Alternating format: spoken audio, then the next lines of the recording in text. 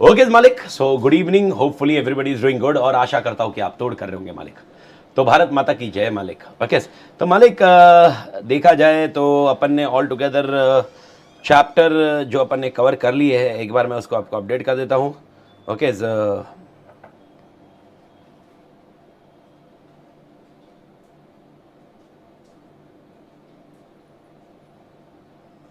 अभी इसको क्या हो गया?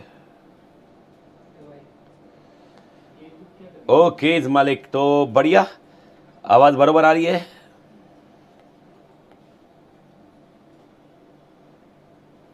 सॉफ्टवेयर कोई ना कोई टेक्निकल इश्यूज चलते ही रहते भाई, बढ़िया से। ओके, तो मालिक एक बार मैं आपको बता दूं, okay when we have started with respect to your chapter 1, okay अपन ने चैप्टर 1 कल पूरा चैप्टर 1 अपन ने क्लोज कर दिया है। चैप्टर 1 के साथ अपन ने और एक एलिमेंट कवर किया है and that is called with respect to your chapter 4। Chapter 4 में मैंने एक कॉन्सेप्ट छोड़ दिया था, अगर आपको याद होगा, टेक्निकली आंसर वो था जहां पर अपन ने मैट्रिक्स ऑप्शंस देखे थे। तो स्ट्रैटेजिक ऑप्शंस अपन को जो देखने हैं वो आपके चैप्टर 4 में कवरेज है। ओके, वैसे चैप्टर 4 की कहानी अगर आपको याद होगी तो चैप्टर 4 में अपन के लिए 4 स्ट्रैटेजीज थी, अगर आपको याद है। पहला पॉइंट है स्टेबिलिटी, दूसरा पॉइंट है एक्सपेंशन, तीसरा पॉइंट है रिट्रेचमेंट, चौथा पॉइंट है कॉम्बिनेशन। ओके, जब स्ट्रैटेजीज की बात कर रहा था तो आपको अगर याद होगा ये चॉइसेस में अपन का एक क्या कॉन्टेक्स्ट था। ओके, मैं आपको बता दूं कॉन्टेक्स्ट क्या था। स्टेबिलिटी अपन ने पढ़ लिया, एक्सपेंशन पढ़ लिया, रिट्रेंचमेंट कल के लेक्चर में खत्म कर लिया, कॉम्बिनेशन पे ऊपर कोई मसाला नहीं है या लिक्विडेशन के ऊपर कोई मसाला नहीं है, मैंने आपको ऑलरेडी बता दिया। लेकिन कॉम्बिनेशन का मसाला इन्होंने कुछ अलग तरह से दिया हुआ है। इन्होंने ऐसे कॉम्बिनेशन क्या होता है ये नहीं समझाया है। कॉम्बिनेशन इन्होंने जो समझाया हुआ है it is basically linked with your strategic choices, उसके अंदर के स्ट्रैटेजिक ऑप्शंस करके दिया हुआ है, जिसमें अपन बीसीजी मैट्रिक्स फॉलो करते हैं। बीसीजी के साथ में एडीएल मैट्रिक्स होता है, एनसॉफ मैट्रिक्स होता है और जीई मैट्रिक्स होता है। तो ये ऑल टुगेदर अपन एक बार चैप्टर जब 4th खत्म हो जाए, 3rd खत्म हो जाएगा, उसके बाद अपन कवर करेंगे। तो सर आज कौन सा चैप्टर कवरेज करेंगे अपन करेंगे चैप्टर 2 का कवरेज मालिक। तो अपना अगला पड़ाव या अगला चैप्टर है अपने लिए चैप्टर 2 की कहानी मालिक। मेरे ख्याल से चैप्टर 2 की कहानी अपन बात करें, चैप्टर 2 की कहानी को अगर डिस्कस करें, चैप्टर 2 की कहानी पे अपन चर्चा करेंगे जिसका नाम है एनालिसिस। सर चैप्टर 2 में एनालिसिस जो है, एनालिसिस की कहानी अगर देखें, एनालिसिस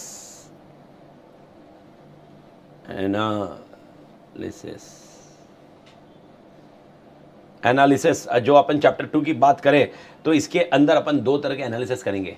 चैप्टर 2 में एक एनालिसिस होगा, चैप्टर 3 में एक एनालिसिस होगा। बट बिफोर दैट आपको क्या स्ट्रैटेजिक मैनेजमेंट प्रोसेस याद है मालिक? आंसर एक्सपेक्टेड है आप लोगों से। आप बताइए क्या स्ट्रैटेजिक मैनेजमेंट प्रोसेस याद है? स्ट्रैटेजिक मैनेजमेंट प्रोसेस मैंने आपको चैप्टर 1 के टाइम पे समझाया हुआ था, जिसके अंदर कितने स्टेप्स थे? 5 स्टेप्स थे। सबसे पहला आपको याद होगा, ओके, सबसे पहले हम लोग स्ट्रैटेजिक मैनेजमेंट प्रोसेस में क्या करते हैं? सबसे पहले हम लोग डेवलप करते हैं vision, mission, goals and objectives. दूसरा काम हम करते हैं दैट इज कॉल्ड एनालिसिस, और दो तरह के एनालिसिस मैंने आपको समझाए थे। एक एनालिसिस होता है आपके लिए, okay, that is called environmental analysis, और एक होता है आपके लिए इंटरनल एनालिसिस। ये होने के बाद आपका तीसरा पॉइंट था फॉर्मुलेटिंग स्ट्रैटेजी, चौथा पॉइंट था इंप्लीमेंटिंग स्ट्रैटेजी एंड पांचवा पॉइंट था इवैल्यूएटिंग एंड करेक्टिव एक्शंस। अगर आपको याद है तो अब सेकंड पॉइंट की अपन चर्चा करते हैं, that is called strategic analysis की बात। तो स्ट्रैटेजिक एनालिसिस के ऊपर थोड़ा सा चर्चा करके आगे बढ़ते हैं। सर चैप्टर 2 क्या बोलता है? एक बार मैं आपको चार्ट स्ट्रक्चर में खाली बता दूं अपन क्या क्या कवर करने वाले हैं, अकॉर्डिंगली अपन उसके कवरेज में अपन देखेंगे क्या क्या करना है मालिक। तो चैप्टर 2 के अंदर अगर आप देखोगे, चैप्टर 2 के अंदर हमारे पास कितनी चीजें हैं सर? चैप्टर 2 में हम टोटल इन ऑल 6 चीजें अपन पढ़ेंगे मालिक। सर 6 चीजें अपन क्या क्या पढ़ने वाले हैं? सबसे पहला अपन पढ़ने वाले स्ट्रैटेजिक एनालिसिस क्या होता है। स्ट्रैटेजिक एनालिसिस क्या होता है हम इसके ऊपर चर्चा करेंगे। ओके, दूसरा सिनेरियो हम बिजनेस एनवायरनमेंट के ऊपर चर्चा करेंगे कि भाई बिजनेस के लिए एनवायरनमेंट कौन सा है, बिजनेस एनवायरनमेंट कौन सा है। तो दूसरी चर्चा होगी बिजनेस एनवायरनमेंट। तीसरी चर्चा इस बिजनेस एनवायरनमेंट का ही हिस्सा, that is called internationalisation. Okay, internationalisation जिसको हम कहीं ना कहीं ग्लोबलाइजेशन भी बोलते हैं। ग्लोबलाइजेशन की कहानी हो सकती है इंटरनेशनलाइजेशन। ओके, तो आपकी तीसरी चर्चा, ये तीसरी चर्चा जो है वो एक्चुअली सेकंड का ही आउटकम है मालिक। ओके, चौथी चर्चा आपके लिए होगा प्रोडक्ट एंड इंडस्ट्री, यानी प्रोडक्ट के बारे में भी समझेंगे और इंडस्ट्री के बारे में भी समझेंगे। ओके, चौथी चर्चा। पांचवी चर्चा आपकी होगी कस्टमर एंड मार्केट, यानी कस्टमर के बारे में भी समझना है और मार्केट के बारे में भी समझना है। एंड पांचवा डिस्कशन और आखिरी डिस्कशन होगा कॉम्पिटिटिव स्ट्रैटेजी के बारे में समझना। कॉम्पिटिटिव स्ट्रैटेजी, कॉम्पिटिटिव स्ट्रैटेजी मतलब अगर आपको याद होगी, ओके, जहां पर अपन कॉम्पिटिशन के बारे में, कॉम्पिटिटर के बारे में इंफॉर्मेशन निकालते हैं, इंडस्ट्री के बारे में इंफॉर्मेशन निकालते हैं। तो अगर टेक्निकली बात करें तो आपका चैप्टर 2 का पूरा कंटेंट आपके मैंने स्क्रीन पे लगा दिया है, आपके चैप्टर 2 का पूरा कंटेंट मैंने आपके स्क्रीन पे बता दिया है, और चैप्टर 2 में क्या क्या कवरेज होने वाला है ये देख लिया है। तो चैप्टर 2 के कवरेज की बात करें तो again very good chapter to be done. Okay, आपके एग्जामिनेशन पॉइंट ऑफ व्यू बहुत तोड़ इंपॉर्टेंट चैप्टर है मालिक। इसके अंदर कहीं ना कहीं कुछ चीज़ें फाउंडेशन की आ गई है, तो जो स्टूडेंट फाउंडेशन के एंट्री के थ्रू आया हुआ है, यानी फाउंडेशन के रीरूट के थ्रू आया हुआ है, यानी भाई साहब उसने फाउंडेशन दिया हुआ है, तो उसने स्ट्रैटेजिक मैनेजमेंट का ये चैप्टर का कुछ हिस्सा ऑलरेडी पढ़ लिया होगा। सर कौन सा हिस्सा ऑलरेडी पढ़ लिया होगा उसने? Okay, micro and macro environment, शायद आपको याद आए। माइक्रो एनवायरनमेंट के बारे में आपने कुछ चीज़ें पढ़ी थी, मैक्रो एनवायरनमेंट के बारे में चीज़ें पढ़ी थी, आपने पेस्टल एनालिसिस के बारे में कुछ पढ़ा होगा फाउंडेशन वाले। सर ये कहाँ पर पढ़ा था? BCK में, बिजनेस कमर्शियल नॉलेज में। उसका कुछ हिस्सा आपको इसके अंदर पढ़ने मिलेगा मालिक। मैंने नहीं बोला पूरा हिस्सा, पर उसका कुछ हिस्सा यहाँ पर अपने को पढ़ने मिलेगा, बिजनेस एनवायरनमेंट में अपने को पढ़ने मिलेगा उसका कुछ हिस्सा। वो हिस्से के ऊपर आप देखोगे BCK बाय। बाकी अदर देन दैट कुछ चीज़ें आपकी ओल्ड सिलेबस की कंटिन्यू की गई है, कुछ सिलेबस फाउंडेशन का आया है और कुछ सिलेबस नया है जो फाउंडेशन में नहीं था लेकिन आप पहली बार यहाँ पर पढ़ने वाले हो। तो टेक सर कॉम्पिटिटिव स्ट्रैटेजी के पहले क्या लिखा है? Customer and market. कस्टमर और मार्केट के बारे में समझेंगे। कस्टमर और मार्केट, जैसे ये प्रोडक्ट प्लस इंडस्ट्री है ये कस्टमर प्लस मार्केट है, और इसके बाद लास्ट है आपकी कॉम्पिटिटिव स्ट्रैटेजी। मेरे ख्याल से everybody clear till here? Okay, बढ़िया। तो बढ़िया से सबसे पहले चालू करता है स्ट्रैटेजिक एनालिसिस की तरफ। सबसे पहला पॉइंट आपको ये ध्यान रखना है, ओके, स्ट्रैटेजी को मुझे अगर बनाना है, स्ट्रैटेजी को फॉर्मुलेट करना है। क्या बोल रहा हूं मैं? शब्दों को पकड़ो मालिक। मैं क्या बोल रहा हूं? अगर स्ट्रैटेजी को फॉर्मुलेट करना है, क्या बोला मैंने? स्ट्रैटेजी को फॉर्मुलेट करना है। मैं वापस बोल रहा हूं, क्या बोला मैंने? स्ट्रैटेजी को अगर फॉर्मुलेट करना है, मुझे कौन सी स्ट्रैटेजी चाहिए, उसके लिए मुझे स्ट्रैटेजिक एनालिसिस बहुत जरूरी है। अब थोड़ी सी चर्चा कर लेते हैं। ओके, आपका ऑल टुगेदर चैप्टर 2 आपके टेक्स्ट बुक में है। अब मेरे ख्याल से मुझे कोई सॉफ्ट कॉपी शेयर करने की जरूरत नहीं है, क्योंकि ऑलरेडी यहाँ तक के पॉइंट पे यानी 11 लेक्चर के बाद आपके पास टेक्स्ट बुक आ जानी चाहिए। और अगर अभी भी टेक्स्ट बुक नहीं आई है तो इसका मतलब आपने एडमिशन नहीं लिया हुआ है, तो पहले एडमिशन ले लीजिए मालिक। ओके, बात खत्म, तोड़ मालिक। ओके, तो 11 लेक्चर के बाद अपने पास अभी टेक्स्ट बुक आ जानी चाहिए, तो मेरे ख्याल से टेक्स्ट बुक है तो मेरे को सॉफ्ट कॉपी शेयर करने की जरूरत नहीं है मालिक। ओके, बढ़िया। पहला पॉइंट मैं आपके साथ डिस्कशन कर रहा हूं, that is called strategic analysis. तो पहले कुछ भी ब्रीफ में डिस्कशन कर लूं, क्लोज कर लूं, और उसके बाद मैं आपके साथ जाता हूं ओके कौन से कॉन्सेप्ट में? टेक्स्ट बुक के कॉन्सेप्ट में। तो उसके बाद अपन टेक्स्ट बुक में जाएंगे मालिक। सर गीतेश, अगर सर जो कुछ लिख रहे हो वो मुझे ब्लर दिख रहा है, यह सबको दिख रहा है। देखो कुछ कुछ इंटरनेट का स्पीड से हो सकता है, अदर देन दैट और कोई प्रॉब्लम नहीं आएगी ब्लर दिखने के लिए। ओके, देखो थोड़ा सा ब्लर दिखने की संभावना हो सकती है, क्योंकि मेरी इधर से कोई शेयरिंग वगैरह स्क्रीन नहीं होगा, आपके इंटरनेट का पॉइंट हो सकता है। तो मैं रिपीट कर ही रहा हूँ ना, अगर आपको ब्लर मतलब मेरे को ब्लर है आज, एक बार आप डाल दीजिए ग्रुप में। मेरे को तो आई डाउट ब्लर का कॉन्सेप्ट क्या है सर। ओके, होली ब्लर दिख रहा है करके एक बार बात कर लेना। एक बार डाल देना ग्रुप में। ओके, जस्ट आप अपनी टीम को बोल दे, ओके शुभम को बोल दे भाई ब्लर का है। ओके, बट टेक्निकली मैं रिपीट कर रहा हूं, तब तक ये है पॉइंट है। हो सकता है आपका अपडेट्स है। ओके, जूम ने अपने आप चीज़ों को अपडेट किया है, अपन ने अपने आप को फिर अपडेट करना पड़ता है। तो बढ़िया है मालिक। ओके, तो मेरे ख्याल से चलिए बढ़िया चालू करते हैं। मेरे ख्याल से मैं बोल रहा हूँ तो समझ में ही आ रहा है ना भाई। ओके, ब्लर दिख रहा है, मैं लिख रहा हूँ तो लॉजिकली समझ में छेप ही रहा है। तो बढ़िया, शुरुआत करते हैं स्ट्रैटेजिक एनालिसिस को मालिक। ओके, तो मालिक सबसे पहली शुरुआत करते हैं बढ़िया से, सब शुरुआत करिए। ओके, देखिए स्ट्रैटेजिक एनालिसिस करना मतलब क्या करना, स्ट्रैटेजिक एनालिसिस करना मतलब क्या करना। अच्छा, उसके पहले सर स्ट्रैटेजिक एनालिसिस करना मतलब क्या करना, उसके पहले मैं बता दूं सर चैप्टर 2 का नाम क्या है। एक बार स्क्रीन पे देखते हैं अपन सब लोग। चैप्टर 2 का नाम आपके टेक्स्ट बुक में जाके देखोगे, strategic analysis external environment. Strategic analysis external environment, यानी हम लोग जो एनालिसिस कर रहे हैं यहाँ पर, स्ट्रैटेजिक एनालिसिस जो कर रहे हैं, वो कौन से एनवायरनमेंट का कर रहे हैं बेटा? एक्सटर्नल एनवायरनमेंट का कर रहे हैं मालिक। एक्सटर्नल एनवायरनमेंट का कॉन्सेप्ट अपन यहाँ पर एनालिसिस कर रहे हैं, यानी यहाँ पर इंटरनल एनवायरनमेंट की बात नहीं करेंगे मालिक। ओके, इंटरनल एनवायरनमेंट आपके चैप्टर 3 में जाएगा मालिक। तो chapter 2 is about external environment, chapter 3 is about internal environment. बस ये चीजों में डिफरेंशिएट करना सीख जाइए। तो अपन अब बात करेंगे, okay we are discussing about external environment, लेकिन please understand even of internal environment we do the strategic analysis. तो टेक्निकली स्पीकिंग मेरे भाइयों और बहनों, मेरे दोस्तों और दोस्तियों, okay please make it sure, ये आप क्लियर समझो। यहां पर जब तक मैं यहां पर हूं, ओके जब तक मैं यहां का डिस्कशन कर रहा हूं, पहला वाला पॉइंट मैंने जो आपका चार्ट बनाया, इसका पहला वाला पॉइंट जब तक मैं डिस्कशन कर रहा हूं मालिक, इसका जो चार्ट बनाया, इसका पहला वाला पॉइंट स्ट्रैटेजिक एनालिसिस, इसमें मैं दोनों एनवायरनमेंट के बारे में डिस्कशन करूंगा।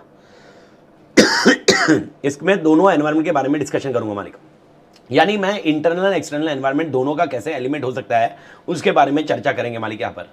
लेकिन जैसे ही आप इस पार्ट से बाहर जाते हो, यानी आप बिजनेस एनवायरनमेंट की बात करते हो, इंटरनेशनल से बात करते हो, प्रोडक्ट इंडस्ट्री की बात करते हो, कस्टमर मार्केट बात करते हो, कॉम्पिटिटिव स्ट्रेटजी बात करते हो, यहां पर हम सिर्फ और सिर्फ एक्सटर्नल एनवायरनमेंट के बारे में बात करेंगे। क्योंकि मेरे को आप बताइए, जब मैं बोल रहा हूं एनालिसिस करना इज ओनली इंटरनल एनवायरनमेंट का एनालिसिस करना है या एक्सटर्नल एनवायरनमेंट का एनालिसिस करना है या दोनों का करना? आप सोच के बताइए। क्या आपको नहीं लगता यहां पर एनालिसिस जब करना होता है तो दोनों का एनालिसिस करना जरूरी है मालिक? ओके बस, तो जब स्टार्टिंग का एनालिसिस की बात करेंगे अपन दोनों का करेंगे। पर चैप्टर 2 किसके ऊपर एम्फसाइज करेगा? एक्सटर्नल पे। और चैप्टर 3 किस पे करेगा? इंटरनल पे। इसीलिए ओके, तो यानी आपका पहला पोर्शन जो चैप्टर का है, यानी जो आपका आज का कवरेज है और उसके बाद बिजनेस एनवायरनमेंट का पॉइंट है, ओके, तो टेक्निकली स्पीकिंग हम दोनों के बारे में चर्चा कर रहे हैं। तो सर स्ट्रैटेजिक एनालिसिस क्या होता है? ओके, सबसे पहला पॉइंट, स्ट्रैटेजिक एनालिसिस क्या होता है? स्ट्रैटेजिक एनालिसिस क्या होता है? सुनिए मालिक, स्ट्रैटेजिक एनालिसिस एक इवैल्यूएशन होता है। ध्यान रखिए, ओके, मैं बोल रहा हूं, बड़बड़ कर रहा हूं और लिखते जा रहा हूं, तो अगर आप कुछ साथ साथ में लिख रहे हो तो टेक्निकली आप ध्यान रख लेना और टेक्स्ट बुक में आपको मिल जाएगा ये आंसर। स्ट्रैटेजिक एनालिसिस एक इवैल्यूएशन होता है। सर किसका इवैल्यूएशन होता है? एक एनवायरनमेंट का इवैल्यूएशन होता है। एनवायरनमेंट का इवैल्यूएशन होता है, एनवायरनमेंट की स्कैनिंग का कॉन्टेक्स्ट होता है। यानी स्ट्रैटेजिक एनालिसिस में हम इवैल्यूएशन करते हैं एनवायरनमेंट की स्कैनिंग का, ओके, जो कि एक्चुअली नेचुरल प्रोसेस है। नेचुरल प्रोसेस है यानी कोई आर्टिफिशियल चीजें नहीं है, ये नेचुरल प्रोसेस है। और नेचुरल के साथ में एनवायरनमेंट का एनालिसिस कंटिन्यूअस प्रोसेस है। अच्छा आप मेरे को बताइए, ओके, सोच समझ के बताइए, मेरे को बताओ एनालिसिस कैसे करने का? खाली वन टाइम करने का या कंटिन्यूअस करने का? यानी मैंने जब धंधा चालू किया तब खाली एनालिसिस किया या उसके बाद धंधा आगे बढ़ रहा है तभी भी एनालिसिस कर रहा हूं? सोच समझ के बताइए मालिक, क्या धंधा कार्य करते वक्त एनालिसिस कर रहा हूं या धंधा कंटिन्यूअस रहता है? कंटिन्यूअस। और ये नेचुरल रहता है मालिक। नेचुरल मतलब आप मेरे को बताओ, कोई भी बिजनेस करोगे क्या एनालिसिस नहीं करोगे? ओके, मेरे को बताओ, आप एग्जामिनेशन दे रहे हो, क्या एनालिसिस नहीं कर रहे हो? आप एनालिसिस कर रहे हो। ओके, सो एनालिसिस एक नेचुरल प्रोसेस है और एक कंटिन्यूअस प्रोसेस है। बस फर्क क्या हो सकता है, ये जो नेचुरल या कंटिन्यूअस एक्टिविटी है ना, ये कंटिन्यूअस एक्टिविटी आपकी या तो फॉर्मल हो सकती है या इनफॉर्मल हो सकती है। Sir what is the meaning of formal informal?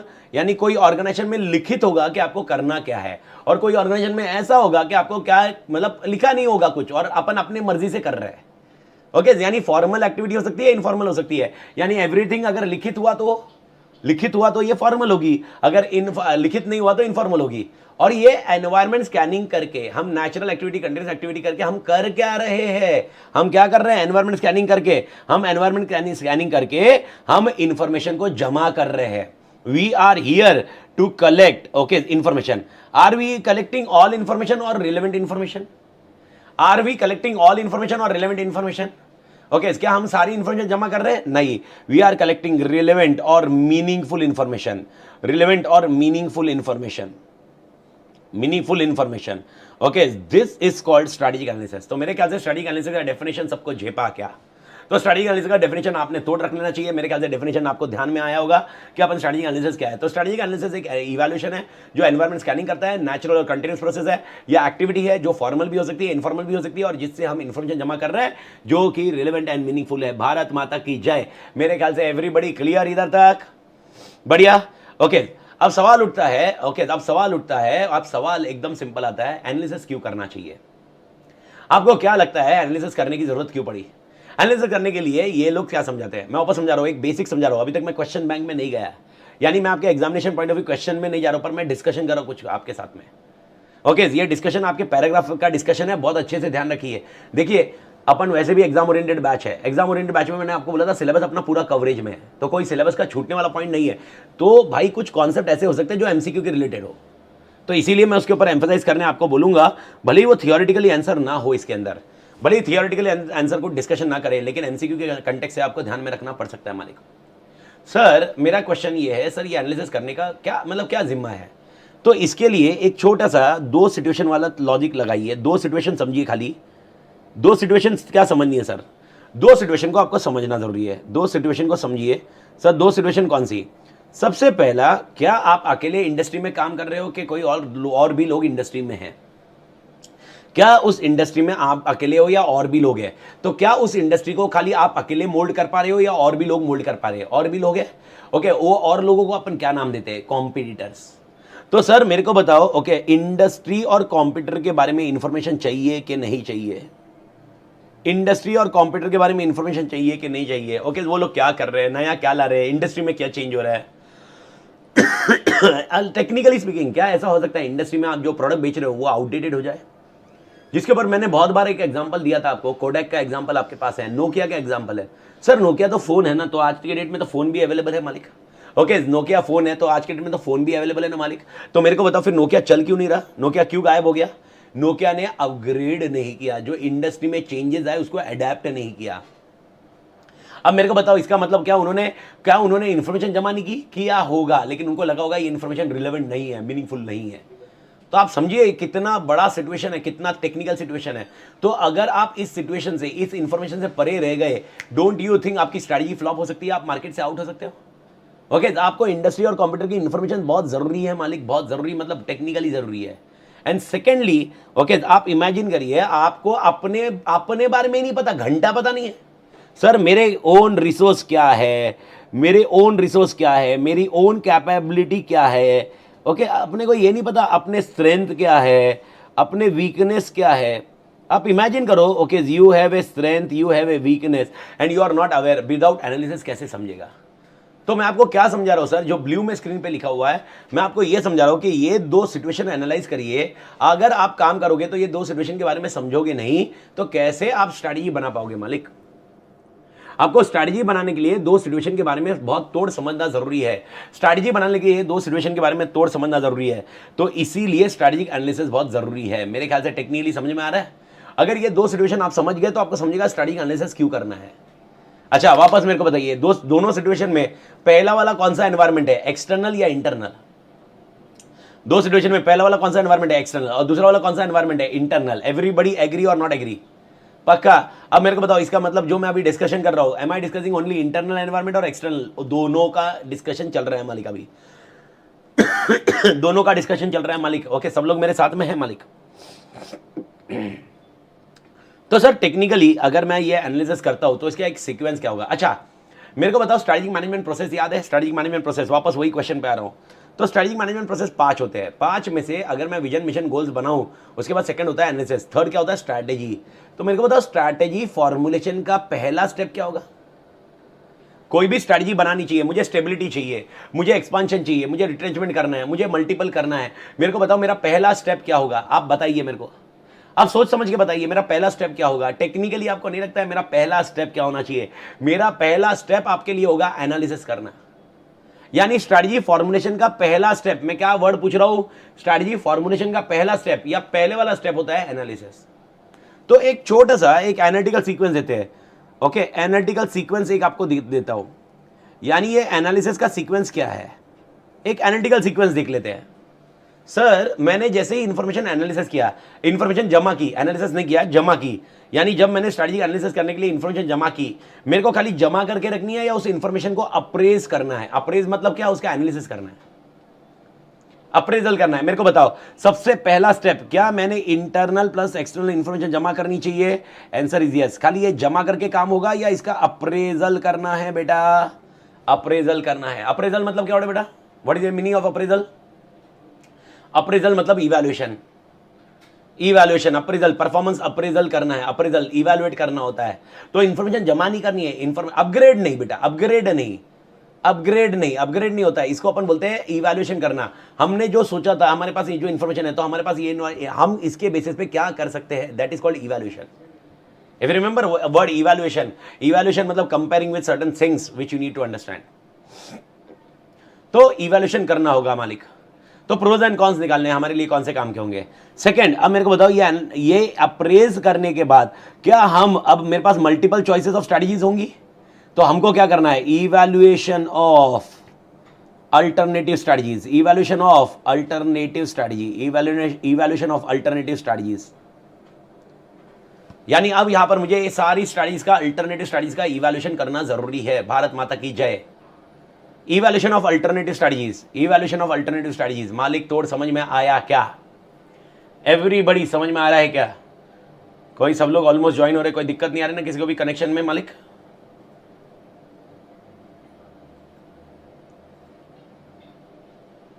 आप टेंशन मत लेना, मैं आज के आज इस लेक्चर को प्रेम को बोल दूंगा, वो अपलोड कर देगा। टीम इमीडिएटली सॉल्व करिए। परफेक्ट टीम बैठी हुई, तोड़ मैन, तोड़ तोड़, हैशटैग तोड़ टीम, तोड़ टीम, अपनी टीम को ओके तोड़ मैन, फटाफट काम करना चाहिए। देखो अपडेट्स आते तो चीज़ें ऐसी होती है, अपने को ये समझना जरूरी है मालिक। ओके तो तोड़ मालिक, तो मेरे को बताइए ओके आपके पास जो इन्फॉर्मेशन आई है, इन्फॉर्मेशन को अप्रेज करने के बाद आपके पास क्या क्या ऑप्शन है उसको डिसाइड करेंगे अपन।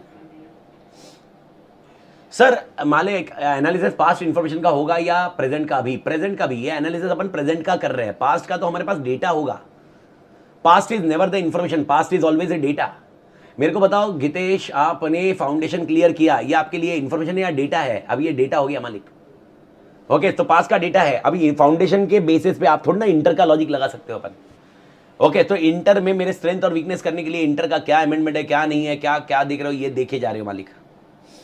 ओके तो भारत माता की जय मालिक। तो आपको क्या करना है, सबसे पहला इंफॉर्मेशन जमा करनी है, उसका अप्रेजल करना है। दूसरा इवैल्यूएशन ऑफ अल्टरनेटिव स्ट्रेटजीज करनी है। मेरे को बताओ दूसरा पॉइंट सबको समझा गया मालिक? मेरे को बताओ पहले इसमें अपन ने इन्फॉर्मेशन जमा कर ली, दूसरे केस में आपको ऑप्शन समझेंगे ना। अच्छा मेरे को बताओ क्या एक अपॉर्चुनिटी के लिए क्या एक ही ऑप्शन होगा या मल्टीपल ऑप्शंस होते हैं? कोई मार्केट में अपॉर्चुनिटी आई, ओके एक ही ऑप्शन या मल्टीपल ऑप्शंस मालिक? गिव मी ए कॉन्सेप्ट मालिक। मल्टीपल ऑप्शंस, एवरीबडी एग्री और नॉट? ओके यार अगर मेरे को कुछ अपॉर्चुनिटी आया तो मेरे पास मल्टीपल ऑप्शंस है। देखो टेक्निकली अगर स्टूडेंट्स बढ़ रहे हैं, ओके कोई पर्टिकुलर सब्जेक्ट के कोर्स के स्टूडेंट बढ़ रहे हैं तो मेरे पास ऑप्शन बताओ क्या क्या है। अगर कोई कोर्स के स्टूडेंट्स बढ़ रहे हैं तो मेरे को बताओ ऑप्शंस क्या क्या है। कोई कोर्स के स्टूडेंट बढ़ रहे हैं तो मेरे को ऑप्शन बताइए क्या क्या है। मेरे को बताओ क्या पहला ऑप्शन है सब्जेक्ट चालू कर सकते हैं? Answer is yes. क्या मतलब क्लासेस चालू कर सकते हैं? Answer is yes. क्या अपन ऑल टुगेदर लाइब्रेरी चालू कर सकते हैं? Answer is yes. लाइब्रेरी भी तो ऑप्शन है ना मालिक। अच्छा मेरे को बताओ क्या टिफिन सर्विसेज चालू कर सकते हैं अपन? आंसर इज यस, क्योंकि जो स्टूडेंट्स आते हैं उनके लिए टिफिन सर्विसेज बहुत ज्यादा है। अच्छा क्या चाय वाला बिजनेस चालू कर सकते हैं? अरे तोड़ मालिक। Okay PG services, hostel services, चाय का बिजनेस। चाय का बिजनेस मत भूलिए भाई, चार्टेड अकाउंटेंट की सबसे इंपॉर्टेंट चीज है वो चाय। ओके मेरे ख्याल से सब लोग ऑलमोस्ट चाय पीते होंगे कि नहीं होते होंगे? अरे भाई साहब चाय के बिना आदमी के अंदर का भाई वो बैठता नहीं भाई साहब। जो चाय नहीं पीने वाले भी लोग हैं, माँ कसम क्या मजाक कर रहे हैं। चाय नहीं पी रहे हो, माँ कसम क्या मजाक कर रहे हो भाई साहब। ये तो भाई कुछ तो भाई था मिसिंग है भाई। ओके मुझे समझ में आ गया क्या पी रहे हो, क्या पी रहे हो ये समझ में आ गया। अगर चाय नहीं है तो कुछ तो है भाई, कुछ पिए बिना थोड़े ना समझेगा भाई। तो भाई साहब ओके कॉफ़ी कोल्ड वाली, अरे चाल कॉफ़ी बोल रहा है, मेरे को समझ रहा है वो कॉफ़ी के अंदर क्या डाला है। ओके क्रिश बोलता है पानी पी रहा है, ये नशेड़ी गांजेड़ी फुकेड़ी पानी पी रहा है, पानी से क्या नशा आता है वे तेरे को। ओके तो मेरे ख्याल से आपको समझा, मेरे ख्याल से अल्टरनेटिव स्ट्रैटेजी समझी क्या आपको? मेरे को बताओ। तो मेरे को बताओ आपने जब इंटरनल एक्सटर्नल इन्फॉर्मेशन जमा किया तो आपके पास ऑप्शंस थे कि नहीं थे? ओके थे कि नहीं थे? ओके सर थे कि नहीं? सेकंड वाला पॉइंट समझा, मतलब सेकंड वाला पॉइंट समझा? तो सेकंड वाला पॉइंट समझने के बाद आपको समझा होगा। तो मेरे को बताओ थर्ड वाला क्या आंसर होना चाहिए? थर्ड आप क्या करोगे? Final choice of strategy. Final choice of strategy मेरे ख्याल से समझ में आया क्या? तो आपने सेकंड और थर्ड में क्या डिफरेंस है बेटा? सेकंड और थर्ड में क्या डिफरेंस है बेटा? सेकंड में हमारे पास अपने ऑप्शन देखे ओके स्टडीज के, और तीसरे में अपन ने फाइनल चॉइस की। तो एक एनालिटिकल सीक्वेंस आपको समझाया गया है, एक एनालिटिकल सीक्वेंस समझाया गया है। ओके सर स्ट्रैटेजिक एनालिसिस का एनालिटिकल सीक्वेंस क्या है? तो स्ट्रैटेजिक एनालिसिस का एक एनालिटिकल सीक्वेंस ऐसा होगा जिसमें सबसे पहले हम इंफॉर्मेशन जमा करेंगे और अप्रेज करेंगे, दूसरा पॉइंट हम ऑल्टरनेटिव स्ट्रैटेजीज इवैल्यूएट करेंगे, और तीसरा फाइनल चॉइस ऑफ स्ट्रैटेजी करेंगे। सर मतलब फर्स्ट में इंफॉर्मेशन को इवैल्यूएट करना, सेकंड में स्ट्रैटेजी ऑप्शंस को इवैल्यूएट करना। Answer is yes. तो फर्स्ट में अगर अपन ने देख लिया, सेकंड में अपने पास ऑप्शंस है क्या? अभी बहुत सारी स्टडीज ऑप्शंस अवेलेबल है, लाइब्रेरी भी है लेकिन क्लास भी है, क्या दोनों भी चालू कर सकते हैं? Answer is yes. अगर पैसा है तो करो, लेकिन अगर मेरे पास पैसा नहीं है क्या दोनों चालू कर सकता हूं? नहीं। तीसरा पॉइंट फाइनल चॉइस। ओके अब प्लीज प्लीज प्लीज प्लीज मालिक एवरीबडी प्लीज मेरा पॉइंट है। ओके एकदम अच्छे से बताइए मालिक, मेरे को बताइए। ओके सेकंड और थर्ड में डिफरेंस क्या है? क्या सेकंड में मेरे पास बहुत सारे ऑप्शंस अवेलेबल है? क्या थर्ड में मैंने ओके ऑप्शन को सिलेक्ट किया है? सेकंड में क्या मुझे ऑप्शंस अवेलेबल है, थर्ड में सिलेक्ट किया। अब मेरे को बताओ सेकंड में जो ऑप्शन अवेलेबल है और थर्ड में जो सिलेक्शन किया है, थर्ड में जो सिलेक्शन किया वो क्या बेसिस पे किया होगा? अच्छा सिलेक्शन किसने किया होगा? अच्छा मेरे को बताओ ओके जो ऑप्शंस अवेलेबल है, ओके नहीं सुनिए सुनिए सुनिए एक बार सुनिए। जो ऑप्शंस अवेलेबल है ओके सेकंड में जो ऑप्शंस अवेलेबल है वो ऑप्शंस अवेलेबल कहां से समझे आपको? सेकंड में जो ऑप्शंस अवेलेबल है वो आपको समझे कैसे? स्वॉट किसी ने लिखा है, अक्षर भाई स्वॉट लिखा आपने, तो स्वॉट किधर किया? ये तीन जो स्क्रीन पे देख रहे हैं उसमें स्वॉट किधर किया? फर्स्ट में। स्वॉट फर्स्ट में किया ना अक्षर? तो मेरे को बताओ, यानी मेरे को बताओ सेकंड में आपको ये ऑप्शंस अवेलेबल है, ये आपको कब समझा होगा? क्या क्या बेसिस पे समझा होगा? फर्स्ट के बेसिस पे।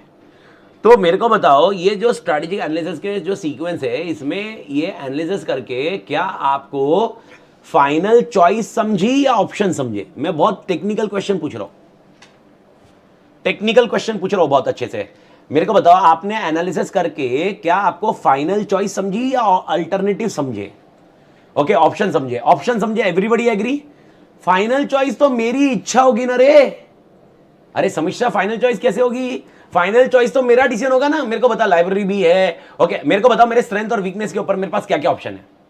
मेरे स्ट्रेंथ और वीकनेस के ऊपर मेरे पास क्या क्या ऑप्शन है? क्या मैं कोचिंग क्लास चालू कर सकता हूं? Answer is yes. क्या मैं लाइब्रेरी चालू कर सकता हूं? Answer is yes. और मैंने लाइब्रेरी चालू की, अब मेरे को बताओ उसका कारण क्या? लाइब्रेरी चालू किया, आप बोलोगे सर ऑप्शन पे रहेगा। ओके, अरे मेरे भाई ऑप्शन पे रहेगा लाइब्रेरी चालू करना। ओके, अरे ऑप्शन पे तो दोनों चालू कर सकते थे ना। ओके, आप समझे मालिक? अरे रिसोर्स, अरे रिसोर्स देखो, एक आंसर आया। ओके, वैष्णवी का आंसर आया। अरे रिसोर्स इधर पता करेंगे ना वैष्णवी, इंटरनल इंफॉर्मेशन है ना मेरा। तो मेरे को बताओ, जब मैं आपको ऑप्शन बता रहा हूं, अल्टरनेटिव स्ट्रेटजीज बता रहा हूं, अरे समझो ना, दिमाग लगाओ ना।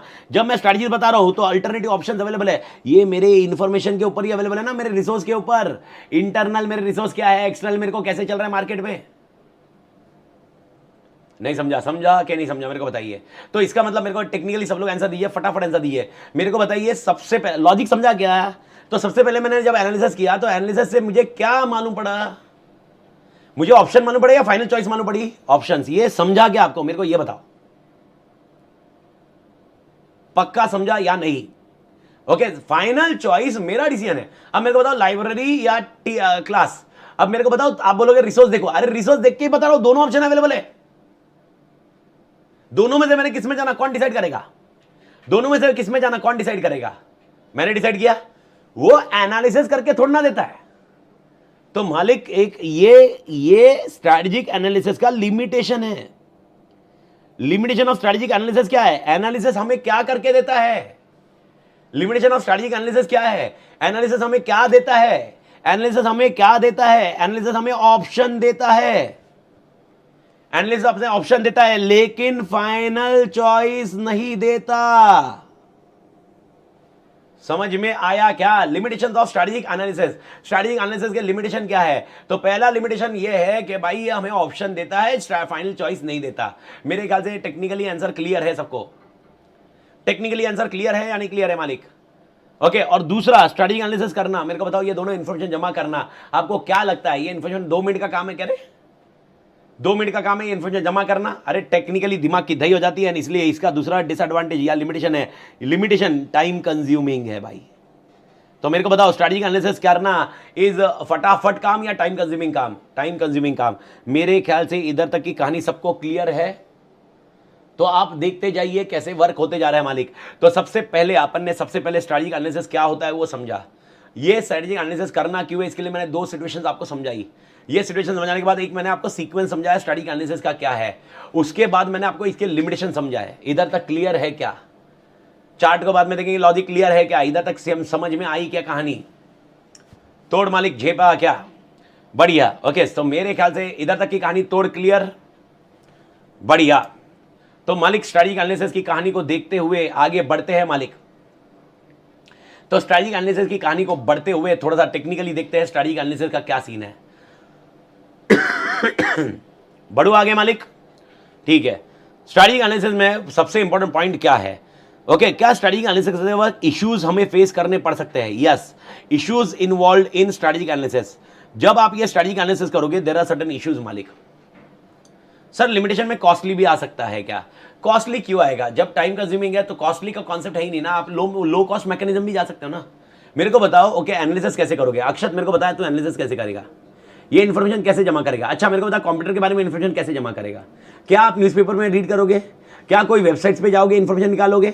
ओके, क्या आप ऑल टुगेदर एक कस्टमर के इन्फॉर्मेशन है, कोई कस्टमर होगा आपका जिसने पुराना प्रोडक्ट भी लिया होगा, मतलब कंप्यूटर का प्रोडक्ट भी लिया होगा, आपका भी लिया होगा, क्या उससे आप पूछोगे?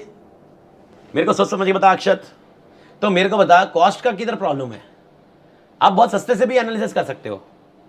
आपको कॉस्ट ज्यादा देखो डालना है, जल्दी चाहिए तो शायद आप कॉस्ट इनकर करोगे, लेकिन एनालिसिस का सबसे बड़ा दिक्कत है टाइम लगता ही लगता है।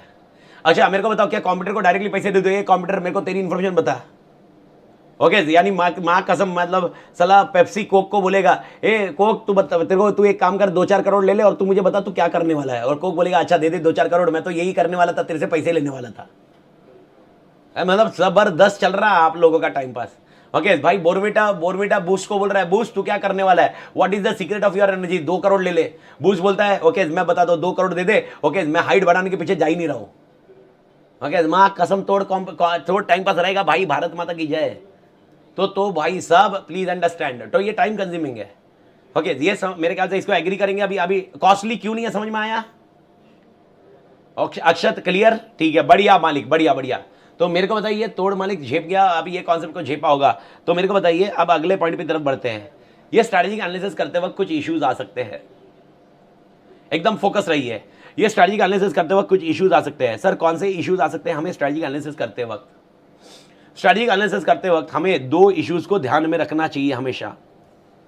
सबसे पहला पॉइंट ओके आपको ये समझना पड़ेगा, strategy evolve over a period of time. ये पुराना सिलेबस एग्जैक्टली कॉपी पेस्ट है। Strategy evolves over a period of time, evolves over a period of time. Sir इसका मतलब क्या है? इसका मतलब एकदम सिंपल है। ओके जो स्ट्रैटेजी बनाई जा रही है ये एक दिन में सक्सेसफुल होती नहीं है, इसको टाइम लगता है। जो स्ट्रैटेजी आपकी बनाई जा रही है ये एक दिन में सक्सेसफुल नहीं होती है, इसको टाइम लगता है। यानी इसका टेक्निकल आंसर ऐसा होगा, जो भी स्ट्रैटेजी बनाई जाएगी ओके ये ओवर ए पीरियड टाइम होगी। यानी एग्जांपल मैंने स्ट्रैटेजी बनाई, हो सकता है वो सक्सेसफुल हो सकता है ना हो, नहीं हुई तो उसकी इन्फॉर्मेशन लेंगे और वापस स्ट्रैटेजी बनाएंगे, हो सकता है वापस सक्सेसफुल हो सकता है ना हो, वापस हुआ नहीं हुआ जो भी है इन्फॉर्मेशन लेंगे, अगली स्ट्रैटेजी बनाएंगे और over a period of time हम तोड़ सक्सेसफुल होंगे। मैंने एक स्ट्रैटेजी डिसाइड की और मैं तोड़ सक्सेसफुल हो गया, ऐसा कभी नहीं होता मालिक। ओके स्ट्रैटेजी के डिसीजन, छोटे छोटे डिसीजंस ले लेके एक बड़ा सक्सेस बनता है मालिक। ओके शायद आपने एक स्टेटमेंट सुना होगा, बूंद बूंद से क्या बनता है मालिक? बूंद बूंद से सागर बनता है मालिक। तो भाई घड़ा भरता है, बूंद बूंद से घड़ा भरता है। ओके जी घड़े तक पहुंचा। अब बहुत सारे घड़े भरने के बाद एक टाकी भरती है, एक टाकी भरने के बहुत सारी टाकियां भरने के बाद एक नदी भरती है, बहुत सारी नदी भरने के बाद टाकी भरने के बाद बाल्टी भरती है। माँ कसम भाई ये तो नहाने में जा रही है भाई। ओके फिर समुद्र ऐसे तक समुद्र पहुंचता है। भारत माता की जय। तोड़ लॉजिक समझ में आया? तो कभी भी आप ये समझना एक स्ट्रैटेजी का आउटकम सक्सेसफुल होना आपका सक्सेस नहीं है। Okay it is over a period of time, over a period of time. पक्का झेपा क्या मालिक? और अगर आपको ये लॉजिक समझा होगा मालिक मेरे को बताइए, स्ट्रैटेजी यानी इसका मतलब मेरे को बताओ, strategy can be short term और long term only. Give me a good answer. Strategy can be short term और long term only. Long term only, it can be either short term also long term also. Sir कैसे मालूम पड़ रहा है short term? Okay ये point से it is evolve over a period of time. Okay over a period of time यानी छोटी छोटी स्ट्रैटेजी से एक बड़ी स्ट्रैटेजी बनती है मालिक। छोटे छोटे डिसीजन से आपका बड़ा डिसीजन बनता है मालिक। छोटे छोटे डिसीजन से आपका बड़ा डिसीजन बनता है मालिक। क्या मैं इसको क्लोज कर सकता हूं मालिक? ओके अच्छा मेरे को बताओ, स्ट्रैटेजी का एनालिसिस करते वक्त आप कौन सी इंफॉर्मेशन कंसीडर करोगे? खाली इंटरनल या एक्सटर्नल? खाली इंटरनल या खाली एक्सटर्नल? बोथ करोगे। यानी आपको क्या करना है, दूसरा इशू ये है कि balance between internal plus external information रखनी पड़ेगी। दोनों इंफॉर्मेशन के बीच में बैलेंस रखना पड़ेगा आपको। ये 2 सबसे इंपॉर्टेंट इश्यूज है। यानी जब भी आप स्ट्रैटेजी का एनालिसिस करो ये 2 चीज आपके दिमाग में रहने चाहिए मालिक। जब भी आप स्ट्रैटेजी का एनालिसिस करो ये 2 चीज आपके दिमाग में तोड़ रहने चाहिए। सबसे पहला, स्ट्रैटेजी जो इवॉल्व होगी वो over a period of time होगी, एक दिन का आउटकम नहीं होता है स्ट्रैटेजी इवॉल्व होना। और दूसरा, हम दोनों का इंफॉर्मेशन का बैलेंस रखेंगे, हम इंटरनल का भी बैलेंस रखेंगे, एक्सटर्नल का भी बैलेंस रखेंगे। We will discuss about the balance of internal and external information all together. यहां पर दोनों इंफॉर्मेशन का बैलेंस रखा जाएगा। भारत माता की जय। तोड़ क्लियर है? क्या मैं इसको तोड़ लॉजिक्स बैठाऊं मालिक? ओके तो भाई साहब ओके तो क्या क्या डेटा निकाला आपने आज? सबसे पहले स्ट्रैटेजिक एनालिसिस का डेफिनेशन, सेकंड 2 सिचुएशन समझा जिसकी वजह से ये आया, तीसरा आपने समझा से एक सीक्वेंस, चौथा आपने समझा एक लिमिटेशन, पांचवा आपने समझा क्या इश्यूज आ सकते हैं। ओके यानी इसका मतलब मेरे को बताओ, स्ट्रैटेजिक एनालिसिस करते वक्त कितने एनवायरनमेंट आपको ध्यान में रखने हैं? स्ट्रैटेजिक एनालिसिस करते वक्त कितने एनवायरनमेंट आपको ध्यान में रखने हैं? दो। एक है इंटरनल एनवायरनमेंट और एक होगा external environment. Sir internal environment ध्यान में रखना, इसका मतलब क्या? ओके, अपने परफॉर्मेंस को इवैल्यूएट करना, अपने परफॉर्मेंस को इवैल्यूएशन करना, अपने परफॉर्मेंस को इवैल्यूएशन करना is your internal environment. Internal environment अपना इवैल्यूएशन करना, परफॉर्मेंस अपने जो ऑलरेडी काम कर दिया है उसको इवैल्यूएट करिए, यानी कुछ क्राइटेरिया सेट किए होंगे। ओके, देखिए वो क्राइटेरिया के हिसाब से आउटकम आया कि नहीं आया। दूसरा, डिटर्मिनेंट्स को चेक करना, डिटर्मिनेंट्स को चेक करना सर, डिटर्मिनेंट्स को चेक करना sir. What is meaning of determinants? अपने स्ट्रेंथ को चेक करना, फाइनेंस कैसे अवेलेबल है, रिसोर्सेज कैसे अवेलेबल है, कैपेबिलिटी कैसी है हमारी, कंपिटेंसी कैसी है हमारी, हमारी टेक्नोलॉजी कैसी है। डिटर्मिनेंट्स जो हमारे स्ट्रेंथ है वो कैसे है। ओके, हमारे स्ट्रेंथ कैसे है, किसी और के स्ट्रेंथ जो हमारी वीकनेस है वो कैसे है, हम उसके बारे में चर्चा करेंगे मालिक। तो डिटर्मिनेंट्स के बारे में पता करिए, डिटर्मिनेंट्स के बारे में पता करिए। तो पहला पॉइंट आप क्या करिए, परफॉर्मेंस इवैल्यूएट करिए। सेकंड पॉइंट क्या करिए, डिटर्मिनेंट्स इवैल्यूएट करिए। ये दो आपको इंटरनल में करना चाहिए। तो इंटरनल में आपका पिछला परफॉर्मेंस चेक करिए और जो भी डिटर्मिनेंट्स होंगे उसको इवैल्यूएट करिए। एक्सटर्नल एनवायरनमेंट में सर किसके बारे में देखिए, एक्सटर्नल में हम कस्टमर के बारे में देखेंगे, कस्टमर का परफॉर्मेंस कैसा है, कस्टमर का फीडबैक लेंगे हम लोग, कस्टमर को हमारा प्रोडक्ट का परफॉर्मेंस कैसा लगा। ओके, और उसके बेसिस पे अपन भाई साहब ये एक्सटर्नल एनवायरनमेंट का डेटा उठाएंगे। दूसरा, ओके, खाली कस्टमर का देखने का या कॉम्पिटिटर का भी देखने का, कॉम्पिटिटर का एनवायरनमेंट भी स्टडी करने का भाई। तीसरा, खाली कॉम्पिटिटर को देखने का या मार्केट को भी देखने का, मार्केट को भी देखने का मालिक, मार्केट सिनारी को भी देखने का भाई साहब, मार्केट भी तो बहुत इंपॉर्टेंट है। एंड लास्ट पॉइंट जिसको छोड़ो मत, जिसके बिना काम नहीं होता, दैट इज कॉल्ड एनवायरमेंट। और सर जब मैं एनवायरनमेंट की बात करता हूँ तो डेफिनेटली मेरे ख्याल से आपने सीए फाउंडेशन में जो पढ़ा होगा कहीं ना कहीं, socio cultural environment, demographic environment, technological environment, economical environment, ये सब कुछ आपके एनवायरनमेंट पॉइंट में आ जाता है मालिक।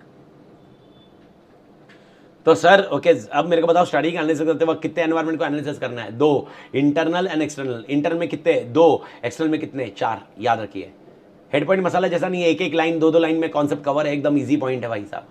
तो मेरे को बताइए स्ट्रैटेजिक एनालिसिस करते वक्त दो एनवायरनमेंट क्लियर है मालिक? वापस मैं बोल रहा हूं, अभी तक मैं चैप्टर का पहले हिस्से में हूं, चैप्टर के पहले हिस्से में हूं स्ट्रैटेजिक एनालिसिस, जिसमें अपन भाई साहब पहले समझ रहे हैं एनालिसिस क्या है, जिसमें दोनों एनवायरनमेंट के बारे में बात कर रहे हैं। तो भाई साहब दोनों एनवायरनमेंट की बात करेंगे। क्लियर है मालिक?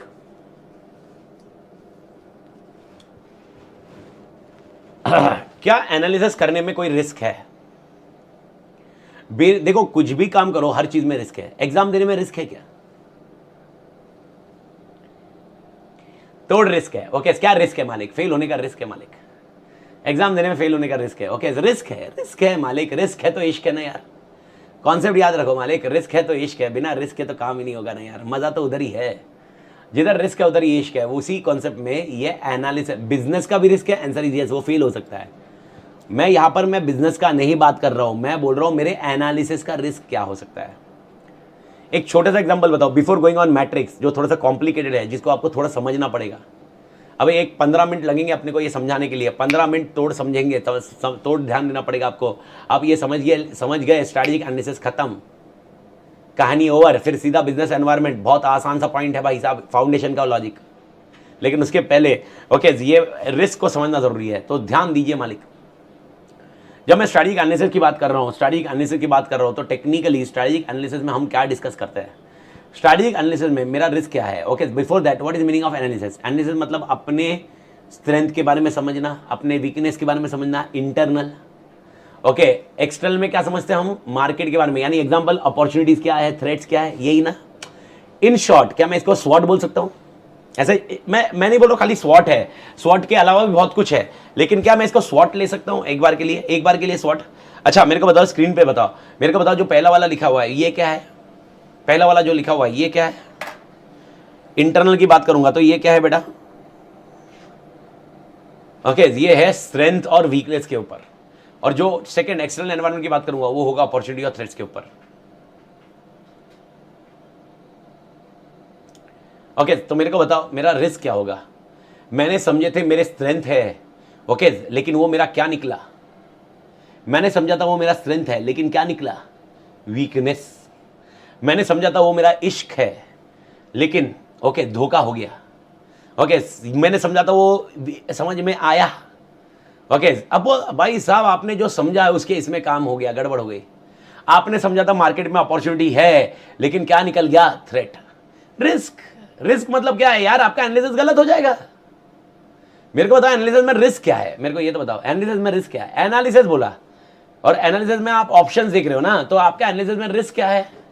एनालिसिस में रिस्क है कि रॉन्ग एनालिसिस हो जाएगा यार। पर इसको समझाने के लिए प्लीज डू अंडरस्टैंड क्या समझा रहा हूं मैं। अगला पड़ाव और लास्ट पड़ाव for risk, for strategic analysis क्या है? रिस्क फॉर स्ट्रेटेजिक एनालिसिस क्या है? तो ये लोग बोलते हैं यहां पर दो तरह के रिस्क हो सकते हैं, एक है शॉर्ट टर्म रिस्क और एक है लॉन्ग टर्म रिस्क। एक है शॉर्ट टर्म रिस्क, एक है लॉन्ग टर्म रिस्क। एक है शॉर्ट टर्म रिस्क, एक है लॉन्ग टर्म रिस्क। सारी आता हूं मेरे साथ बेटा। एक है शॉर्ट टर्म रिस्क और एक है लॉन्ग टर्म रिस्क, और एक है इंटरनल के बारे में रिस्क, एक है एक्सटर्नल के बारे में रिस्क। सर इंटरनल का शॉर्ट टर्म रिस्क क्या हो सकता है, उसके ऊपर चर्चा कर रहा हूं। इंटरनल का शॉर्ट टर्म क्या हो सकता है? ऑर्गेनाइजेशन की जो कैपेसिटी है वो फुलफिल नहीं कर पा रही है, नॉट फुलफिलिंग डिमांड।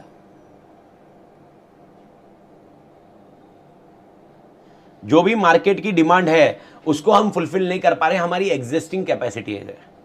जो मार्केट की डिमांड है उसको फुलफिल नहीं कर पा रहे हमारी एग्जिस्टिंग कैपेसिटी से। ओके जो मार्केट की डिमांड है उसको फुलफिल नहीं कर पा रहे हमारी एग्जिस्टिंग डिमांड से। सर इसका मतलब क्या है? हमारी एग्जिस्टिंग कैपेसिटी से। इसका इंटरप्रिटेशन क्या है? इसका इंटरप्रिटेशन ये है कि हमने सोचा था वो डिमांड फुलफिल करने के लिए हमारे पास स्ट्रेंथ है, लेकिन स्ट्रेंथ नहीं है। एग्जाम्पल, हमें जितनी फैक्ट्री कैपेसिटी चाहिए थी उतनी फैक्ट्री कैपेसिटी नहीं है, जबकि हमने सोचा था इतनी कैपेसिटी अवेलेबल होगी। समझ में आया क्या? आपने चॉइस कर ली, लेकिन आपको लगा था यहां पर ये चॉइस बहुत सक्सेसफुल होगी, लेकिन वो चॉइस सक्सेसफुल नहीं हुई। आत्मा समझा क्या? एवरीबडी अंडरस्टूड और नॉट अंडरस्टूड? मेरे को बताइए, समझा कि नहीं समझा मालिक? समझा कि नहीं समझा? Okay perfect. ओके अपन को समझ में आया। ऑर्गेनाइजेशन कैपेसिटी है जो ये डिमांड को फुलफिल नहीं कर पा रही है। ओके अब लॉन्ग टर्म रिस्क पे जाते हैं, लेकिन उसके पहले मेरे को बताइए लॉन्ग टर्म रिस्क कब होगा? अगर शॉर्ट टर्म रिस्क नहीं होगा तो लॉन्ग टर्म में जा पाएंगे। प्लीज अंडरस्टैंड करिए इस लॉजिक को। देखो अगर शॉर्ट टर्म रिस्क आ गया तो वैसे ही अपना रिस्क हो गया। ओके मैं लॉन्ग टर्म रिस्क कब बोलूंगा? जब शॉर्ट टर्म रिस्क है ना ये नहीं होगा, यानी ऑर्गेनाइजेशन कैपेसिटी अपनी डिमांड फुलफिल कर रही है शॉर्ट टर्म में, यानी अभी जो डिमांड आई है उसको फुलफिल कर पा रहे हैं। अब ये फुलफिल करते करते करते लॉन्ग टर्म में क्या इशू आएंगे तब डिस्कस करेंगे। यानी मेरे को बताओ लॉन्ग टर्म कब आएगा? लॉन्ग टर्म कब आएगा? अच्छा अगर शॉर्ट टर्म रिस्क हो गया तो कहानी तो खत्म ही ना, उधर स्वाहा है ना। फिर वापस रीएडजस्ट करेंगे अपन, रीएडजस्ट करेंगे, रीएडजस्टमेंट करेंगे, मतलब रीएनालिसिस करेंगे। रीएनालिसिस करने के बाद वापस शॉर्ट टर्म रिस्क हो गया तो वापस रीएनालिसिस करेंगे, वापस शॉर्ट टर्म रिस्क हो गया वापस रीएनालिसिस करेंगे। मां कसम जब तक आगे लॉन्ग टर्म पे जा ही नहीं पाएगा बेटा। तो मेरे को बताओ लॉन्ग टर्म रिस्क कब होगा? लॉन्ग टर्म रिस्क कब होगा? समझ में कुछ आया? नहीं समझा? ओके जब शॉर्ट टर्म रिस्क सक्सेसफुल हो गया, जब शॉर्ट टर्म सक्सेसफुल होगा तो शॉर्ट टर्म रिस्क नहीं होना चाहिए, तो लॉन्ग टर्म रिस्क डिस्कस करो। अगर शॉर्ट टर्म रिस्क हो गया तो वापस रीअसेस करो और वापस रिस्क पे देखो। तो as you I do think मैंने जो समझाया वो सबको समझ में आ गया मैं क्या बड़बड़ कर रहा हूं। सर रिसोर्स की वजह से शॉर्ट टर्म रिस्क ऐसे आ सकते हैं क्या? अरे रिसोर्स की वजह से, अरे रिसोर्स की वजह से नहीं आते, अपने एनालिसिस गलत हुआ इसके लिए आ सकते हैं। अपना रिसोर्स इधर काम कर पाएगा, मेरे को ये एनालिसिस लगा था लेकिन मेरा रिसोर्स उसके लिए फुलफिल नहीं कर पा रहा, ये एनालिसिस मेरा गलत हो गया, यानी मेरा रिसोर्स उस पॉइंट के लिए फुलफिल नहीं कर पाएगा। दिस वाज माय एनालिसिस, वो एनालिसिस मतलब गलत हो गया। समझ में आया क्या? लॉन्ग टर्म में अच्छा मेरे को बताओ इसका मतलब शॉर्ट टर्म में सक्सेस क्या हुआ तुम्हारा?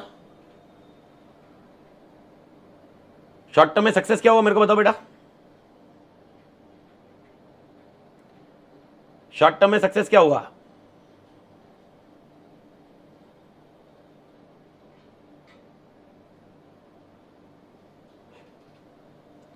शॉर्ट टर्म में सक्सेस क्या हुआ मेरे को बताओ?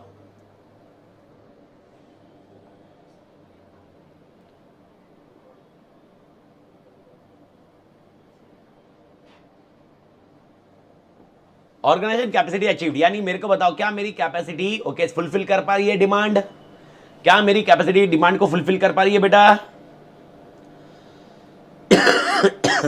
यस ना? बट लॉन्ग टर्म में क्या मेरी कैपेसिटी जैसे आज है वैसे की वैसे लॉन्ग टर्म में कैपेसिटी रहेगी या कैपेसिटी में चेंजेस आएंगे? ओके मेरा स्ट्रेंथ, मेरा ह्यूमन रिसोर्स बहुत बेहतर है, क्या ह्यूमन रिसोर्स मेरे पास वैसे के वैसे रहेगा या उसमें चेंजेस आएंगे? चेंजेस आएंगे। ओके लॉन्ग टर्म रिस्क है कि ये चेंजेस आ गए और changes are not consistent with your what you discussed. Changes हो गए यानी आपकी कैपेसिटी है उसमें चेंजेस आ गए और चेंजेस अभी कंसिस्टेंट नहीं है, चेंजेस अभी कंसिस्टेंट नहीं है यानी आपको वापस स्ट्रैटेजी को रीअलाइन करना पड़ सकता है। चेंजेस नॉट कंसिस्टेंट, समझ में आया क्या? समझा क्या मालिक? लॉजिक समझा? ओके यानी पॉइंट मिनट सर, लेकिन रिस्क हुआ तो पहले शॉर्ट टर्म होगा फिर हम तो सॉल्व कर देंगे, तो लॉन्ग टर्म नहीं जाएगा। कहा अरे प्रेरणा मेरे को बता लॉन्ग टर्म में क्यों जाए, देख मेरे को बता, शॉर्ट टर्म रिस्क हुआ उसको तुमने चेंज किया, इसका मतलब तुमने एनालिसिस वापस किया, वापस भी तो शॉर्ट टर्म रिस्क हो सकता है, वापस तुम्हारा एनालिसिस गलत हो सकता है ना। किसने बोला कि एनालिसिस एक ही बार गलत होगा? समझ रही है प्रेरणा? देख कैसा हो सकता है, आपने अभी शॉर्ट टर्म एनालिसिस किया, ये गलत हुआ, गलत हुआ, वापस तुमने एनालिसिस किया, वापस तुमको शॉर्ट टर्म रिस्क आया, वापस गलत हुआ, शॉर्ट टर्म रिस्क आया, वापस गलत हुआ, शॉर्ट टर्म रिस्क आया, वापस रीअसेस किया, वापस तुमको शॉर्ट टर्म रिस्क आया। मेरे ख्याल से समझा? तो मेरे को बता लॉन्ग टर्म में कब जाओगे? लॉन्ग टर्म में कब जाओगे? लॉन्ग टर्म में कब जाओगे? जब इधर से सक्सेसफुल हो जाओगे, यानी शॉर्ट टर्म रिस्क नहीं होगा तब जाके लॉन्ग टर्म में जाया जाएगा ना मालिक।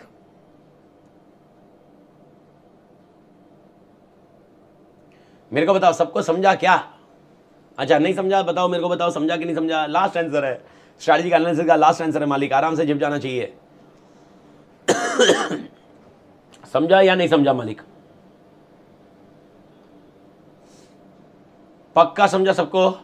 क्योंकि अगर ये समझा तो अपन आगे समझ पाएंगे आगे का क्या सीन होगा।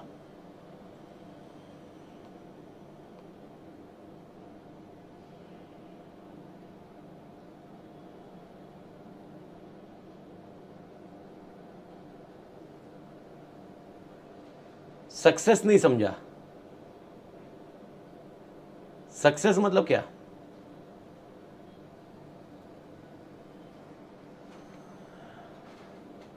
शॉर्ट टर्म का सक्सेस मेरे को बताइए। मेरा जब शॉर्ट टर्म में ये था कि जो मेरे पास कैपेसिटी है, मेरे पास जो कैपेसिटी है वो मेरे डिमांड, जो मार्केट की डिमांड है उसको फुलफिल कर पाएगी। यानी मेरे को मालूम है कि 10,000 स्टूडेंट है, 10,000 स्टूडेंट के लिए, 10,000 स्टूडेंट को कैटर करने के लिए मेरे पास लाइब्रेरी है। बाद में मालूम पड़ा कि वो 10,000 स्टूडेंट को कैटर करने के लिए लाइब्रेरी उतना 10,000 जितनी कैपेसिटी नहीं है, मेरी कैपेसिटी उससे कम है। ये शॉर्ट टर्म रिस्क है। समझ में आया? अभी समझ में आया? ओके अब अगर ये रिस्क को ओवरकम कर लिया, यानी एग्जांपल अभी अपन एज्यूम करते हैं मेरी 10,000 की कैपेसिटी मैंने सोची थी और डिमांड भी 10,000 की है, मैं वो चला गया, तो क्या मेरी कैपेसिटी में चेंजेस आ सकता है? क्या मेरे स्ट्रेंथ में चेंजेस आ सकता है? एग्जांपल ओके लॉन्ग टर्म वाले को समझा रहा हूँ, वापस समझ लीजिए। क्या मेरे स्ट्रैटेजी कैपेसिटी में चेंजेस आ सकता है? एग्जांपल ओके जो मैंने 10,000 का बहुत स्ट्रक्चर बनाया था, एग्जांपल वो रूम रेंट पे लेके बनाया था, एक बहुत बड़ा रूम था, क्या वो रेंट एग्रीमेंट रिन्यू करना है उस टाइम पे इश्यूज आ सकते हैं? क्या वो एग्रीमेंट जो लीज एग्रीमेंट होगा, लीज एग्रीमेंट में इश्यूज आ सकते हैं? क्या पॉसिबिलिटी है? शॉर्ट टर्म में नहीं आएगा ये, लेकिन लॉन्ग टर्म में कुछ आएगा। तो मेरे को बताओ अगर मैंने वो चेंज किया, क्या चेंज होने के बाद ओके हमारी जो अपन ने स्ट्रैटेजी डिसाइड किया उसके साथ कंसिस्टेंसी रहेगी क्या? Answer is no. That is exactly what we need to understand when we are discussing about this point. मैं वापस बोल रहा हूँ, इंटरनल की बात कर रहा हूँ। मैंने नहीं बताया आपको कि एनवायरनमेंट में डिमांड चेंज हुई है, मैंने नहीं बोला स्टूडेंट किसी और की तरफ जा रहे हैं। एक छोटा सा एग्जांपल लेते हैं, शर्ट मैन्युफैक्चरिंग कंपनी अपन अपनी कैपेसिटी डिमांड फुलफिल कर रही है शर्ट की, अभी शर्ट की डिमांड आ गई क्योंकि यहाँ पर कंपलसरी कर दिया है। एग्जांपल महाराष्ट्र में कंपलसरी कर दिया, सारे ऑफिसर में शर्ट चाहिए, टी शर्ट कोई नहीं पहनेगा। जैसे ही एक गवर्नमेंट ने कंपलसरी कर दिया है, मेरे को बताओ अब मेरे प्रोडक्शन कैपेसिटी की डिमांड आ गई ना, मेरे शर्ट मैन्युफैक्चरिंग कंपनी है तो डिमांड आ गई।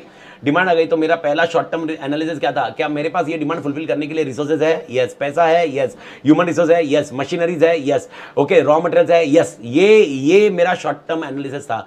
ओके अगर मेरे को रॉ मटेरियल नहीं मिला, इसका मतलब मेरा शॉर्ट टर्म एनालिसिस गलत हो गया, क्योंकि मेरे पास कैपेसिटी नहीं है डिमांड फुलफिल करने के लिए। अभी क्लियर है? अभी क्लैरिटी है? ओके अब मेरे को बताओ लॉन्ग टर्म में, प्लीज अंडरस्टैंड, लॉन्ग टर्म में समझो। मैं वापस बोल रहा हूँ, मैं ये नहीं बोल रहा हूँ पब्लिक ने शर्ट पहनना छोड़ दिया है, मैं ये डिस्कस ही नहीं कर रहा हूँ पब्लिक ने शर्ट पहनना छोड़ दिया है, मैं डिस्कस नहीं कर रहा हूँ गवर्नमेंट ने, क्योंकि वो एक्सटर्नल है।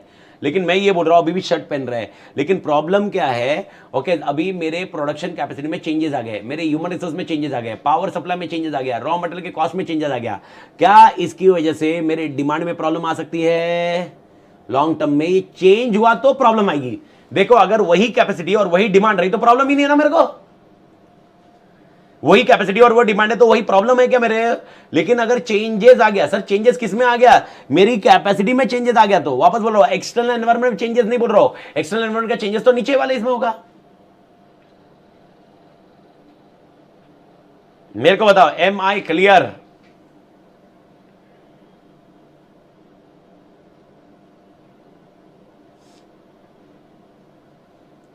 पक्का झेप गया मालिक?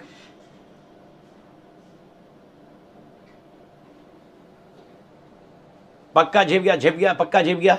That's it, this is what you need to understand with respect to this particular structure मालिक। बस अब अगर ये झेप गया तो अगला पॉइंट पे अपन जा सकते हैं। अगले पॉइंट पे जाओ मालिक। एक्सटर्नल में, अब मेरे को बता एक्सटर्नल में क्या हो सकता है।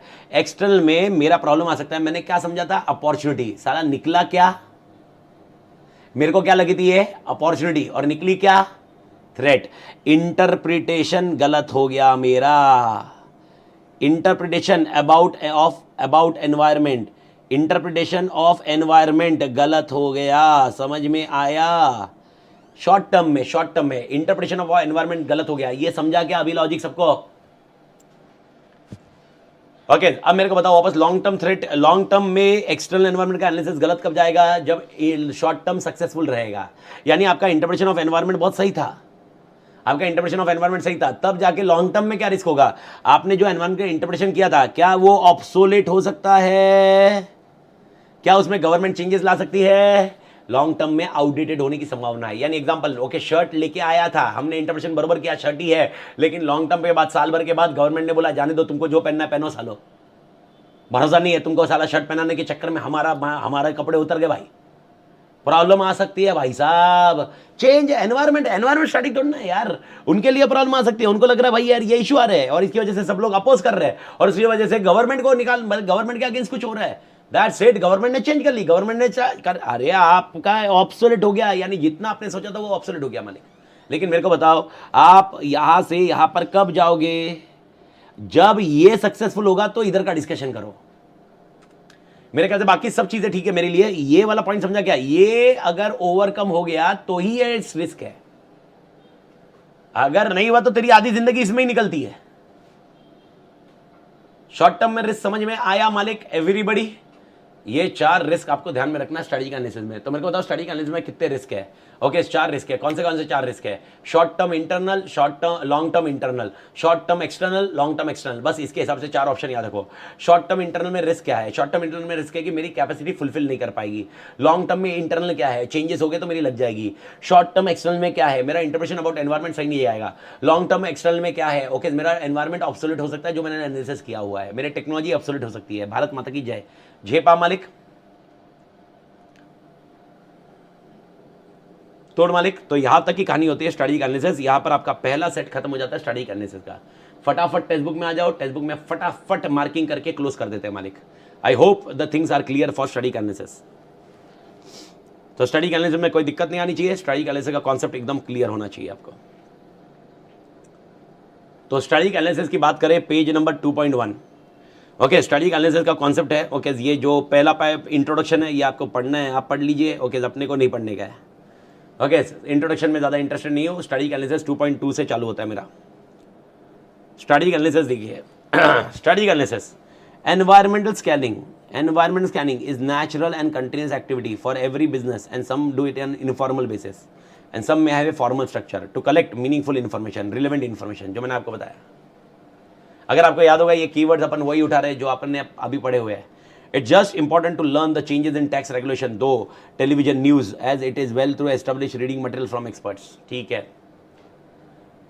The capacity to collect important information in informal settings usually separates great entrepreneurs and managers. यानी कोई informal रहा तो भाई यार techniques में दिक्कत होगी। Using just informal techniques on the other hand expose the organization to missed opportunity and unanticipated hazards.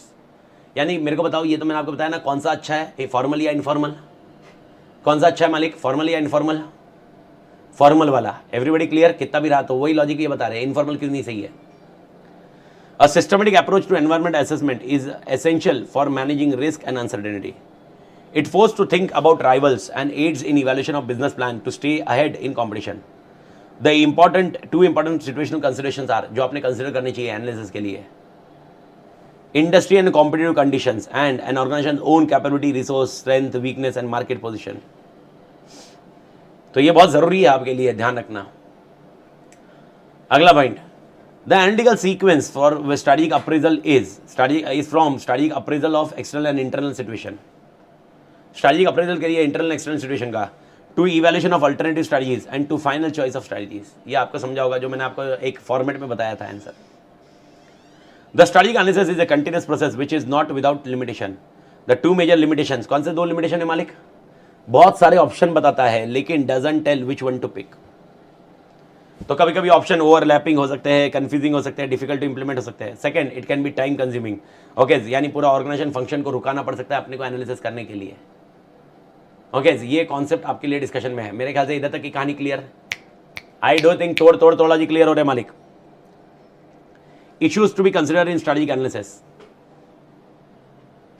बढ़िया. Strategy evolve over a period of time. Okay, आप मेरे को बताइए क्या strategy period of time over evolve होती है? Logic समझ चुके हैं. Each strategic decision must be balance the different factors that impact and constraint strategy. A key element of strategic analysis is probable outcome of everyday decision. Very important. हर रोज मिलके एक बहुत बेहतरीन स्ट्रैटेजी बनाएंगे. A current strategy is the result of several little choices taken over protracted period of time. Protracted मतलब एक sequential period of time. ऐसा एक लिंक करके अपन स्ट्रैटेजी को तोड़ बना सकते हैं मालिक. लिंक करके तोड़ बना देंगे मालिक. मेरे ख्याल से भारत माता की जय पा क्या. नेक्स्ट पॉइंट, यहां पर मुझे बैलेंस और इंटरनल एंड एक्सटर्नल फैक्टर्स रखने पड़ते हैं.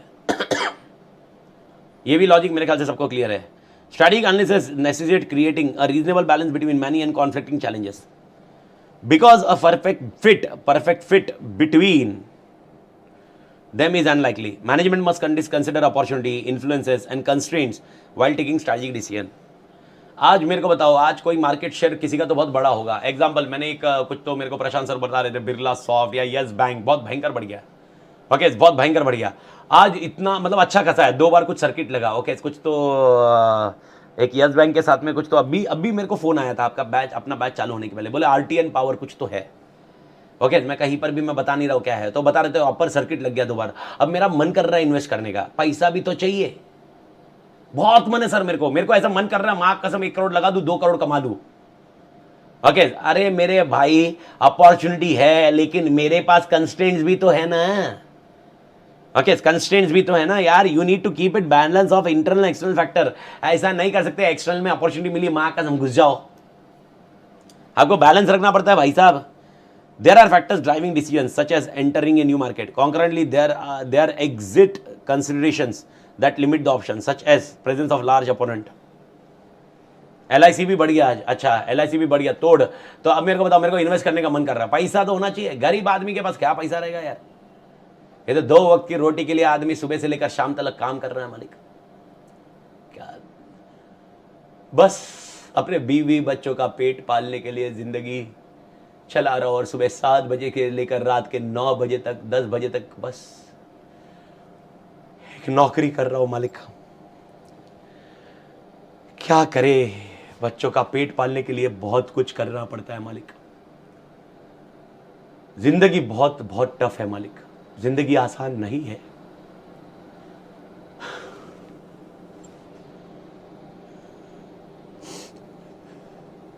है जिंदगी क्यों भेजा इधर? क्या यही एनालिसिस करने के लिए भेजा?